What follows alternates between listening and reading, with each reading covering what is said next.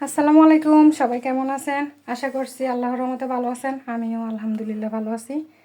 আমার আজকে রান্না করব এই যে পেঁয়াজ দিছি, অনেকগুলো মাংস রান্না করব।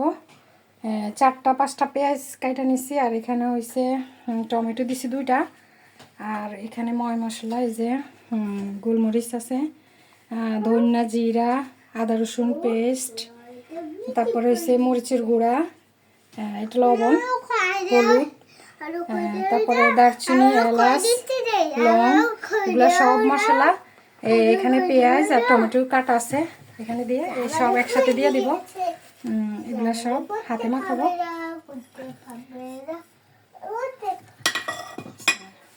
এই যে হাতে মাখাই সুন্দর করে বসাই দিব, রান্নাটা চড়াই দেবো আর কি।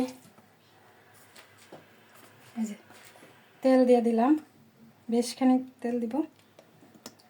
আমরা আজকে ঘুরতে যাব, তো আমার মেয়ে আগে ভাগে রেডি শেডি হইতেছে, উল্টা পুল্টা রেডি হইতেছে, সব সাজু করতেছে।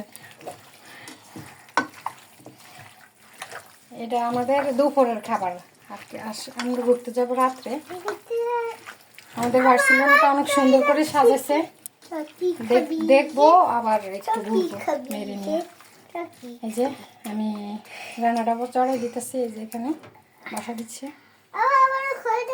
গরুর মাংসটা বসাই দিলাম, এবার আমি আগুনের জালটা ধরে দিই।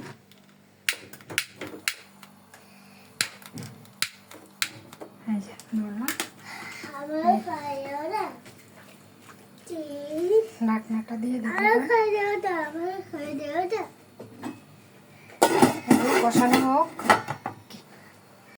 এই যে আমার গরুর মাংসটা ভালো করে কষানো হতেছে, আরও ভালো করে কষানো হোক। তারপরে একটু পানি দিয়ে দেবো। গরুর মাংসটা আসলে কালো কালো হয়ে গেলে বেশি টেস্ট হয়, তো ওগুলো অনেকগুলো মাংস হইলে ওটা করতে ভালো লাগে। সাধারণ যেভাবে খাই ওইভাবে রান্না করতেছি।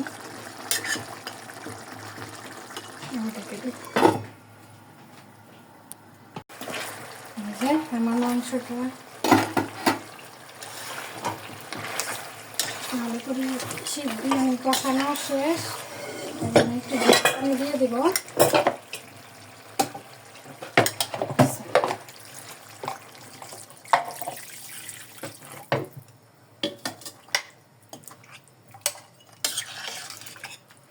তারপরে আমি আবার সুন্দরভাবে ঢেকে দিব। এই যে আমার মাংস রান্না হয়ে গেছে, এখন খাওয়া দাওয়া করে এই যে পরিবেশন করতেছি।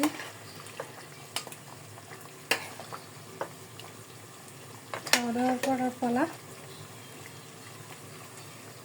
এখন আমরা সবাই মিলে খাবো। এই যে খাওয়া দাওয়া শেষ করে আর কি ঘুরতে যাব। এই যে দেখতে পারতেছেন আমরা বের হয়ে গেছি, রাত্রের ডিনার করব বাহিরে। কি সুন্দর করে বার্সেলোনাটাকে সাজাইছে আমাদের অনুষ্ঠান, অনেক দিন তো হবে, এই জন্য কি সুন্দর করে সাজাইছে রাত্রেই, আর কি সুন্দর দেখতে, এই জন্য বের হয়েছি একটু দেখতে। পুরা এলাকাটারে, পুরা বার্সেলোনাটা অনেক সুন্দর করে সাজাইছে ওনারা।